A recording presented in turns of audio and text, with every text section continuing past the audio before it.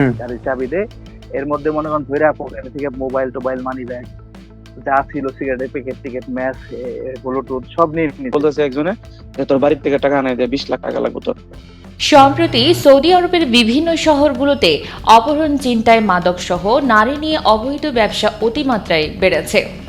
বাংলাদেশি অসাধু প্রবাসীরা এই চক্রের মূল হোতা। বিশেষ করে রিয়াদের হারাব, পাথা, সানায়া, সুলাই সহ রিয়াদের বিভিন্ন বাংলাদেশি বসবাসরত এলাকায় এই অপহরণ, ছিনতাই বেড়েছে। এই অপরাধমূলক কাজগুলো নিয়মিত করে যাচ্ছে বাংলাদেশি কিছু প্রবাসীরা। রিয়াদের পরে সৌদি জেদ্দা শহরেও বেড়েছে বাংলাদেশি প্রবাসী অপরাধীদের অপহরণ, ছিনতাইমূলক কাজ।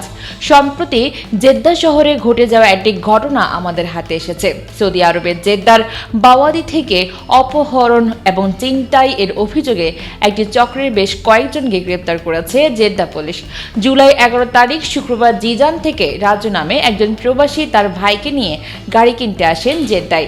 আসার আগে এই চক্রের কাছে ভালো গাড়ি আছে এবং মারুদে তাদের দোকান রয়েছে এমন তথ্য দিয়ে জেদ্দা আনান। এক পর্যায়ে তারা তাদের দেয়া লোকেশন অনুযায়ী জেদ্দা আসার পর তাদের দুপুরে খাওয়াবে বলে একটা রুমে নিয়ে বন্দি করে ফেলে। বন্দির কিছুক্ষণ পর তারা কিছুই বুঝে ওঠার আগে সংঘবদ্ধ হয়ে এসে তাদের এলোপাতাড়ি মারধর করতে থাকে। এক পর্যায়ে তাদের সাথে থাকা নগদ 35,000 রিয়াল এবং তাদের গাড়িতে থাকা প্রয়োজনীয় জিনিসপত্র নিয়ে উধাও হয়ে যায়।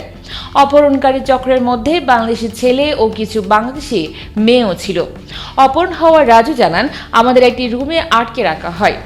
আমাদেরকে ছিনতাইকারীরা বলেন সামনে ওয়ালের সাথে মুখ দিয়ে হাত উপরে দিয়ে দাঁড়িয়ে থাকতে। রাজু বলেন, আমরা তাই করি, কিন্তু কিছুক্ষণ পর এদের কোনো সাড়া শব্দ না পেয়ে দরজা খুলে নিচে নেমে ফোন দেয় থানায়। থানায় ফোন দেওয়ার সাথে সাথে সেখানে পুলিশ আসে। পুলিশ তাদের থানায় নিয়ে গিয়ে বিস্তারিত নিয়ে মামলা করান। মামলার পর এদের গ্রুপের কয়েকজন ধরা পড়ে, কিন্তু তাদের মেইন লিডার ছদ্মনাম মাসুদ তাকে আটক করতে পারেনি। সৌদি পুলিশ এই অপরাধীদের খোঁজে কাজ চালিয়ে যাচ্ছে বলে জানিয়েছে দেশটির পুলিশ। সৌদি আরবে অপহরণের, ছিনতাই সহ নানা অপরাধমূলক ঘটনা আমাদের ইনবক্সে লিখে পাঠান। নিয়মিত তথ্য পেতে আমাদের সাথেই থাকুন।